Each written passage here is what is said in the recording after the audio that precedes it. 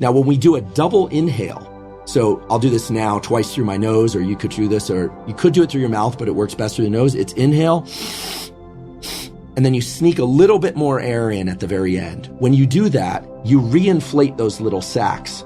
And when you exhale, then you discard all the carbon dioxide at once.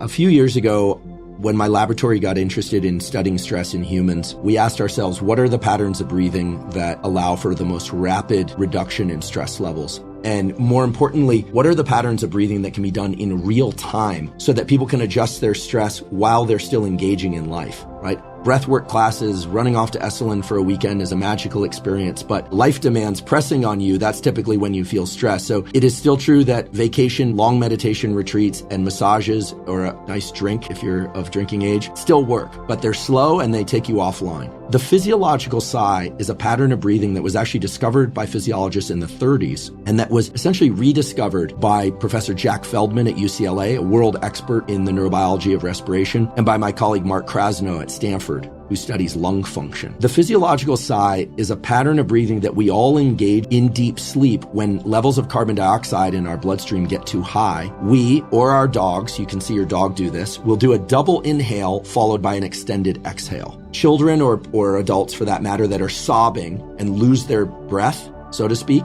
will also do a double inhale exhale. That's the spontaneous execution of what we call the physiological sigh. The reason it works so well to relax us is because it offloads a lot of carbon dioxide all at once. And the way it works is the following. Our lungs are not just two big bags of air. We have all these little millions of sacs of air that if we were to lay them out flat, they would be as big as about a tennis court or so. The volume of air, therefore, and the volume of carbon dioxide that we can offload is tremendously high, except that we get stressed as carbon dioxide builds up on our bloodstream, and it's kind of a double whammy, these little sacs deflate. Now, when we do a double inhale, so I'll do this now twice through my nose, or you could do this, or you could do it through your mouth, but it works best through the nose. It's inhale, and then you sneak a little bit more air in at the very end. When you do that, you reinflate those little sacs.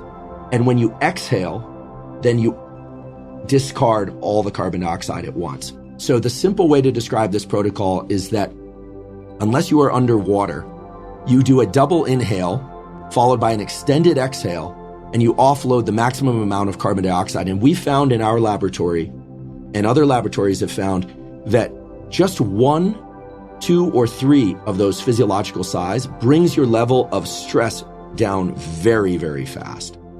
And it's a tool that, you can use anytime.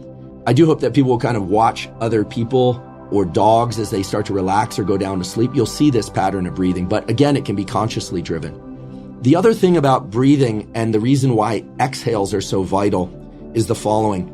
I know there's a lot of interest nowadays in heart rate variability. Most people don't realize this, but your breathing is actually driving heart rate variability. So when you inhale, this dome-shaped muscle beneath your lungs, your diaphragm, actually moves down because the lungs expand, it moves down. When you do that, you create more space in the thoracic cavity, and the heart gets a little bigger. It actually expands. As a consequence, blood flows more slowly through that larger volume, and the brain quickly sends a signal down to the heart to speed the heart up. The short, simple version of this is inhales speed the heart up. When you exhale, the opposite is true. That dome-shaped muscle, the diaphragm, moves up. The space in your thoracic cavity gets a little bit smaller. The heart gets a little bit smaller. Blood moves more quickly through that small volume, and the brain sends a signal to the heart to slow the heart down. Physicians know this as respiratory sinus arrhythmia, but this is the basis of what we call HRV, heart rate variability. And the simple way to remember this is anytime you emphasize exhales, in other words, making them longer than your inhales, you are slowing the heart rate down, you're calming your system. Anytime you emphasize inhales, you make them more vigorous or longer than your exhales, you're speeding up your heart.